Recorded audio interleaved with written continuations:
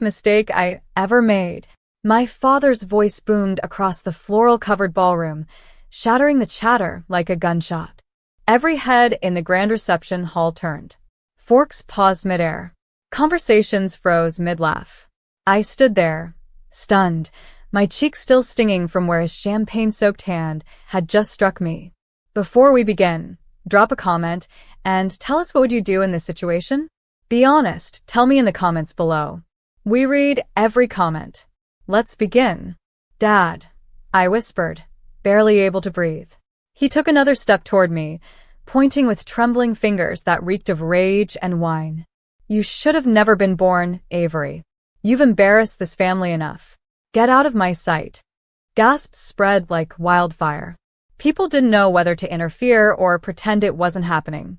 My mother stood nearby, lips pressed tight, her eyes darting like a coward's. My brother, still in his tux from the ceremony, looked away, adjusting his bow tie like this was all beneath him. I raised a son who's a lawyer, my father barked, motioning proudly toward Logan. And a daughter who waits tables and thinks she deserves to sit with family? What a damn joke. Laughter, soft, mocking, broke from the crowd. A cousin, one of Logan's friends, a bridesmaid. I could feel the heat rising behind my eyes, the shame crawling down my neck. Then came the final blow. You're not part of this family anymore, my father said coldly. You're just the help. Security, escort her out. I didn't flinch. Not even when two suited men started toward me. I didn't scream. I didn't cry. I didn't move. Instead, I spoke. You're all going to regret this, I said quietly, voice steady, gaze locked on the man who'd once kissed my scraped knees when I fell off a bike. The room laughed again. My mother shook her head, muttering, Just let it go, Avery. Don't ruin Logan's day. Ruin it. I tilted my head, smiling now, a smile I hadn't used in a long time. No, Mother. I'm about to make it unforgettable.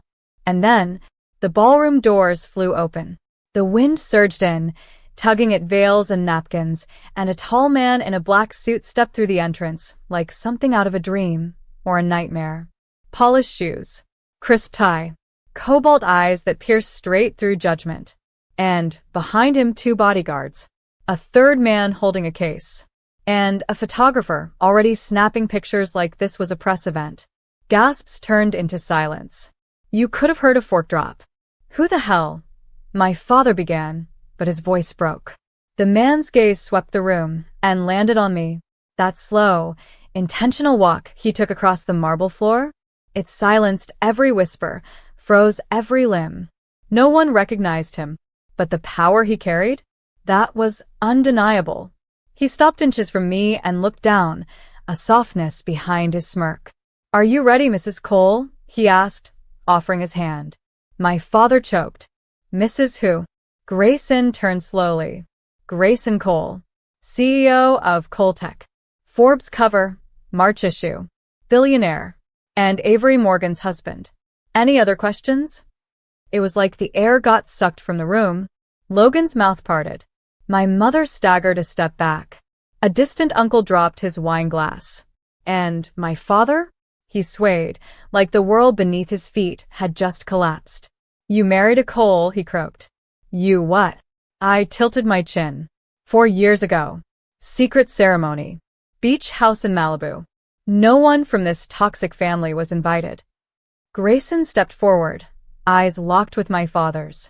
And when you raised your hand to her, he said, his voice now cold as ice, you laid hands on my wife. My father's knees buckled. Literally buckled. The crowd, once smug and entertained, now looked like a sea of ghosts. And I finally felt the power in my own spine. I finally felt safe. Grayson held my hand tighter and said quietly, You don't have to stay here another minute, Avery. I've got a jet waiting. But I wasn't done yet. Not even close. I didn't follow Grayson out the door, not yet. I looked around that ballroom, the chandeliers glittering above smug faces gone pale, the silverware trembling on china, the band frozen mid-note, and I realized something. For the first time in my life, they weren't laughing at me. They were terrified of me. I turned to face my father. His skin, once red with rage, was now ghost white. His mouth opened and closed like a fish gasping for air. "I warned you," I said quietly, stepping toward him, each heel click echoing like a countdown. "But you couldn't help yourself, could you?" He didn't respond. My mother reached out, voice shaking. "Avery, honey, please don't do this here." I snapped my head toward her. "Here? You mean the same ballroom where you stood by while your husband hit me in front of hundreds of guests? The one where you watched your daughter be humiliated just to keep the peace?" She winced, her hands trembling. "It's your brother's wedding." "Oh, don't worry," I interrupted with a razor smile. "I'll make sure it's memorable." Grayson turned slightly. "Do it." That was all I needed. I nodded toward the man with the briefcase behind him. He stepped forward and opened it in front of the head table. Inside were documents, thick, sealed envelopes. My voice rang out, sharp and clear. "Effective as of this morning, Coltech has acquired 73% controlling interest in Logan Morgan Enterprises. My husband bought out every single stakeholder, quietly, legally, and without a single soul in this room realizing it." Logan stood. "You're bluffing." The lawyer beside the briefcase pulled out a single page, signed, notarized, and stamped. "You'll find your father's signature right there," I said. "He sold 41% last year when he needed to cover a lawsuit. The rest? We picked up on the open market, thanks to your golden boy reputation tanking your stock." Logan staggered. Grayson continued. "As of now, Avery and I have full executive control. Your company is no longer yours. The board will meet Monday to elect a new CEO." The silence shattered. My brother's fiancée gasped audibly and took a step away from him. Her father looked furious. A bridesmaid quietly stepped toward the side exit. My father gripped the table, chest heaving. "You tricked us." "No," I cut in. "You pushed me out. You mocked me for waiting tables, remember? You said I'd never amount to anything. All while I built a life outside your circus. All while my husband made sure your house of cards would one day collapse." Grayson added coldly, "Today is that day." Then I looked down at my dress. It wasn't designer. It wasn't white. It was the same blush-tone gown I wore when Grayson and I eloped barefoot in Malibu. The same dress you all would have spat on until you realized who was holding my hand. My father dropped into his chair like gravity had betrayed him. My mother sat beside him, shaking as if she were watching a horror movie she helped write. And Logan? He turned to me, all arrogance gone. "Avery, you can't take everything. Please. We're family." "Family?" I laughed bitterly. "You laughed when I got slapped. You called me trash. You told your friends I was just a waitress." He looked away. "And now," I continued, "you get to see how that waitress rewrote the ending." I turned back to Grayson. "Let's go." As we began to walk toward the doors, the photographer snapped a final shot. Behind us, the hall erupted, some screaming, some crying, some too stunned to speak. My heels clacked against marble like thunder, and the gold exit doors burst open with a gust of freedom. Outside, a stretch limousine and 3 black SUVs waited by the curb. The sky was turning crimson, like the whole day had been bathed in blood and power. And still I wasn't done. Grayson leaned close as he opened the door for me. "You want to go home? Or do you want to finish this your way?" I looked back at the ballroom. "My way." And I smiled. We didn't drive away. Instead, Grayson took my hand and whispered to his driver, "Stage it." Within 5 minutes, everything outside the venue changed. 2 luxury black vans rolled in behind the limo. From them stepped 6 security guards in suits. A small stage was being erected at the entrance of the grand hall.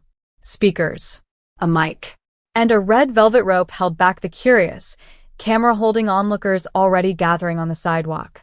Inside, they had no idea what was about to hit them. I could have walked away, taken the high road, left them choking on their guilt and shame. But I wasn't here for peace. I was here for truth. Grayson touched my waist. "You sure about this?" I looked him in the eyes. "They buried me. They don't get to rewrite the story." He nodded and stepped aside, giving me the stage. The glass doors of the reception hall burst open again. I walked out, this time not as the humiliated daughter or mock sister, but as the woman who held the room's fate in her hands. Some guests followed behind, still dazed. Phones came out. Lights flashed. I stepped to the mic, heels steady on the platform. "This won't take long," I began. Since everyone in there had so much to say about me behind closed doors, I figured it's only fair I return the favor on record. A murmur spread through the crowd. I was 17 when my father called me a disgrace for choosing to help pay bills instead of going to college. I was 19 when my mother told me no man would marry me if I kept working in diners. I was 21 when I bought my first investment property in cash while you were all too busy pretending I was a burden. My father had stepped outside now, pale and trembling, as I turned toward him. And I was 24 when I met Grayson Cole and fell in love, not with his money, but with the way he never once made me feel small. The crowd was completely silent now. My father beat me at my brother's wedding, called me a mistake. My family laughed. I paused. But here's the punchline. That mistake now owns everything you built. Every business, every property, every investment you once bragged about. My legal team is transferring those assets as we speak. Gasps. You see, while you were too busy kicking me out of the house, I was building one of my own, with walls you can't tear down. My mother stepped forward, tears streaking down her perfectly powdered face. "Avery, please, we were just trying to push you to do better." "No," I snapped. "You wanted to control me. You wanted me to need you. But I don't. I never did. And now you need me." I took out a folded letter from my clutch. "This is a restraining order. Signed and filed. You are legally prohibited from approaching me, my husband, or any of our properties, offices, or homes." "Please," my father whispered, broken. "We were wrong." I leaned in close to the mic, staring straight into their shattered pride. "No." "You were cruel." Then I stepped back. Behind me, Grayson lifted his hand. The screens lit up footage from hidden security cameras. Inside the house. At family dinners. In the hallway where my father once cornered me and called me a stain on the name Morgan. In the living room where my mother said, "If only we had stopped after Logan." Every lie, every insult, every manipulation projected on the big screen for everyone to see. Guests covered their mouths. Some walked away, ashamed. Others stared, stunned, as the Morgans unraveled in front of the world. My voice returned one last time.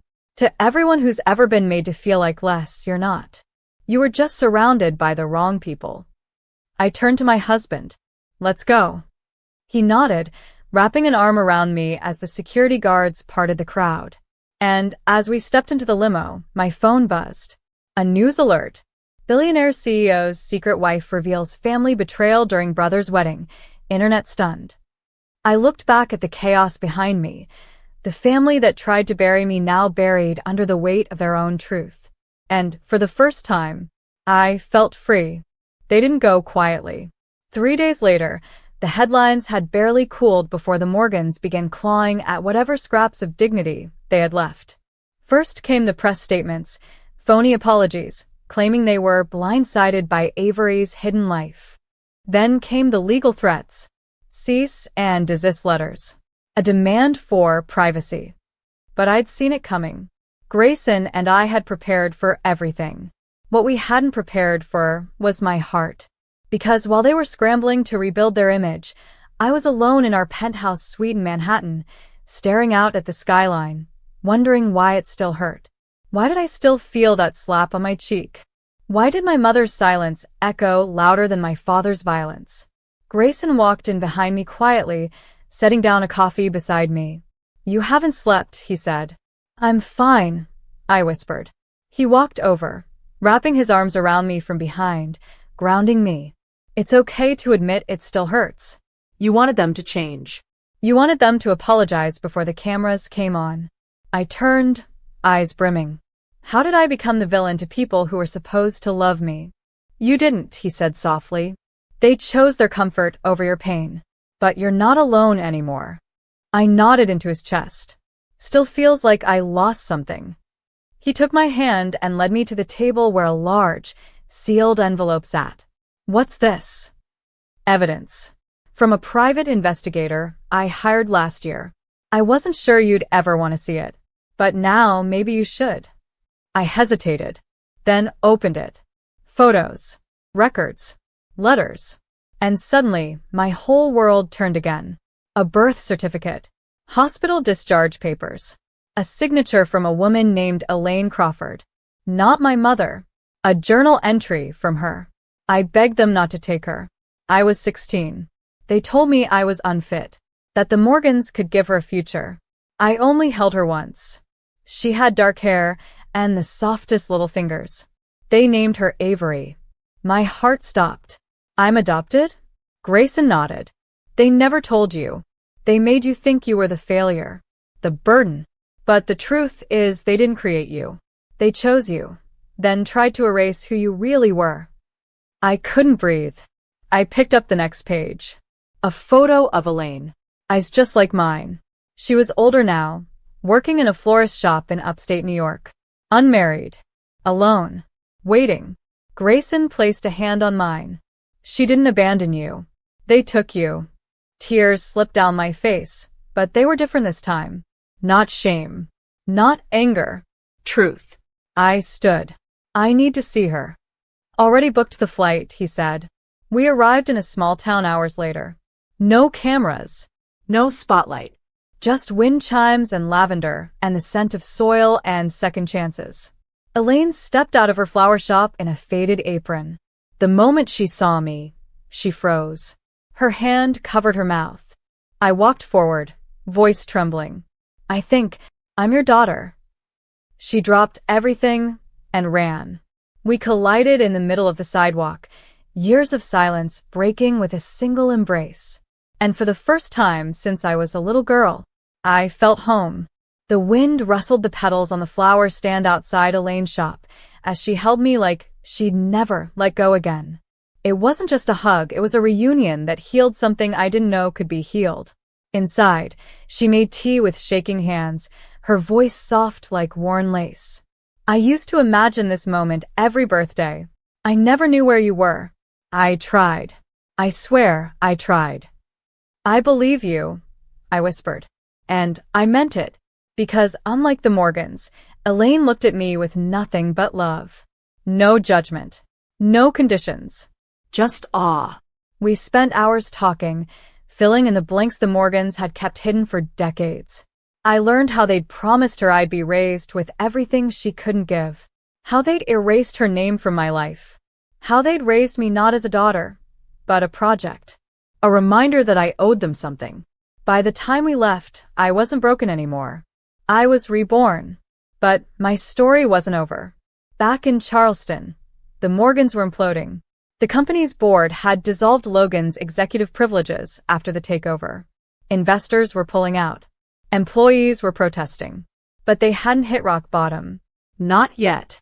That morning, I stood in front of the courthouse, reporters everywhere, as my attorney handed me one final envelope. This will finish it, he said. Inside, a civil lawsuit for emotional abuse, public defamation, and wrongful concealment of legal adoption identity. Filed against Thomas and Margaret Morgan. With evidence. With dates. With names. I didn't want their money. I didn't even want their apology. I wanted their legacy shattered the way they tried to shatter me. The media storm was immediate. Adopted daughter of Charleston elite exposes family's lies. Secret billionaire husband, funds, legal battle. They couldn't hide anymore. My father went silent. My mother cried in interviews. Logan released a statement claiming he was the victim. But the public didn't buy it. Because I wasn't that silent girl in the corner anymore. I was Avery Morgan Cole. And I had a voice now. Grayson held a press conference the next day, right on the Morgan estate lawn. The same lawn I used to play on barefoot while they ignored me. I bought this property last week, he announced. Not for the real estate, for the symbolism. And then he handed me the deed. I stood in front of the house where I was once told I was just the help and turned to the crowd. I grew up thinking I didn't belong, that I was a mistake. But I wasn't. I stared straight into the cameras. I was just the beginning of something stronger. The house behind me would be turned into a shelter for young women aging out of the foster system. Every room, every memory rewritten. Logan tried to sue for defamation. He lost. My father tried to apologize through a letter. I burned it. My mother sent flowers to our penthouse. I donated them to a cemetery. And as I stood with Grayson and Elaine that night, on the rooftop overlooking the city lights, I felt a peace I'd never known. Not because I got revenge, but because I reclaimed myself. They called me a mistake. Now the world called me unstoppable.